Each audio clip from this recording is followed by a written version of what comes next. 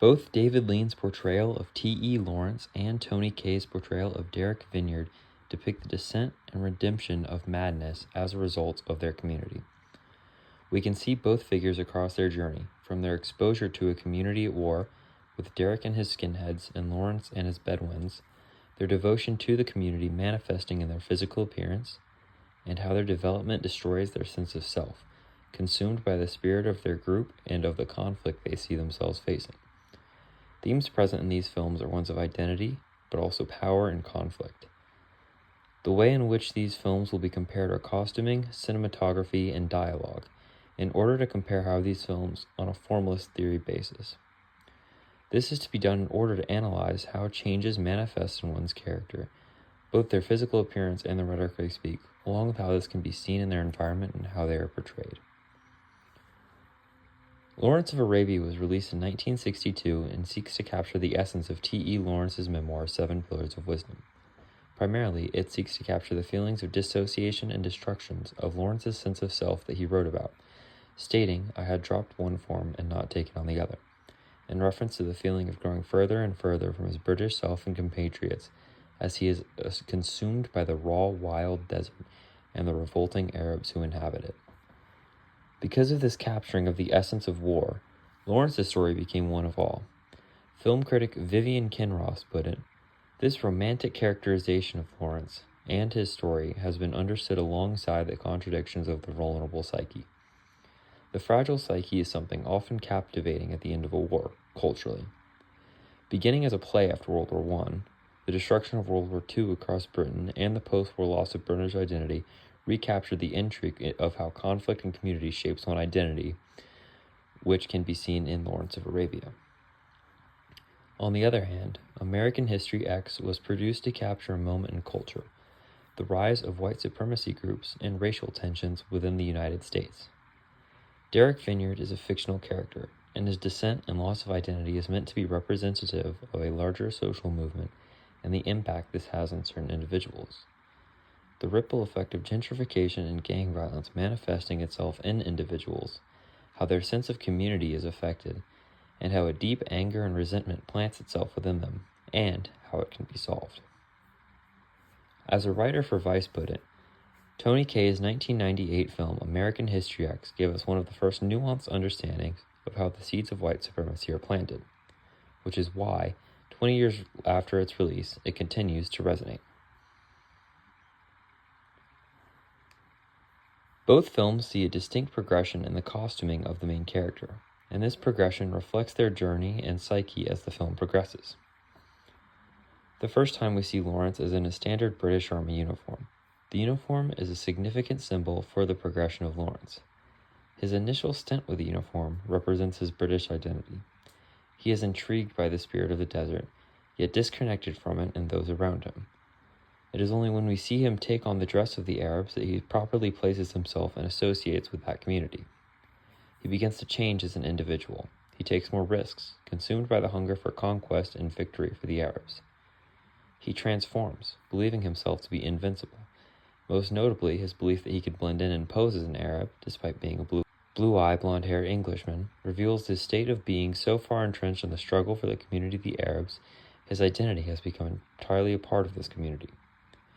And it is this choice that leads to him facing brutality from Ottoman officers. This trauma, the violence he faced, destroys him. He loses the fire, the spirit of the desert, the belief of invincibility. He returns to Egypt and redons the British uniform. But, as is pointed out, the uniform is not his and doesn't fit. It reflects the idea that even back conforming to British society, he has changed and is still disconnected from it and his own British identity. Contrarily, the dress of Derek is much less linear in the reflection of his identity. The most significant aspect which reveals his attachment to community is his hair. As would be suggested by the namesake skinhead, a completely shaved head is standard appearance for white supremacy groups. The times we see Derek bald are the times we see him a part of this community, consumed by the anger of violence. Similarly, as he is attached to this idea of identity, we see him shirtless much more, to reveal the massive swastika tattoo on his chest. The changes in appearance are much more subtle, but as he grew into a skinhead and back out, the way in which he presents himself either adopt the customs of the community or reject them outright. Similarly to Lawrence, as Derek had faced violence and brutality, he began to change his appearance and drop the dress of one community to adopt one of another. The shot choices of Lawrence reflect the disconnect between his inner self and the world around him, and how these things clash. As David Lean put in an interview, you have Peter away slowly, walking away, and who's thinking now and how we can do it. And so you have tremendously intimate thoughts with how the audience knows about, combined with a very rough landscape. This clash between Lawrence and his setting serves as the catalyst for his change, and the dichotomy between the self and the surrounding. Another significant shot is at the toppled train, looking up at Lawrence and down upon his shadow. With his flowing robes and the worm's eye view of him, he appears as almost a godlike figure. Lawrence the man becomes disconnected from himself as he transforms into the savior of a community. A very similar religious feeling shot comes at the curb stomping scene of American History X, where Derek is kneeling, accepting his arrest from the police. The shot is on his level, but looking slightly up at him. This places emphasis on both his smiling face, which make the gruesome act he just committed feel as if he thinks of himself as a martyr, as well as to get as much of the giant swastika in frame as possible. It also makes him appear very similarly to Lawrence on the toppled train, very grand, very religious. Just before then, he's even standing, arms wide, in a very Christ-like position. Derek here feels large and imposing, completely consumed in violence as a result of dedication to his community. The shot duration is also of note in this scene, particularly, with him shooting, repeating over and over, asserting ideas of pointlessness of violence. Similarly, at the very ending, as the boy shoots Danny, there's a long focus on the shooter and the impact on Derek, a callback to the pointlessness on violence and how it doesn't solve anything, and how even as one removes himself, the ripple effects and deep anger and resentment held within community still carries on, creating more violence. The rhetoric of both characters within their community is also important to note on how they are completely consumed by them. Derek repeats many examples of racist jargon and talking points to others in order to rile them up, to create an echo chamber where the violence within the community can grow and grow.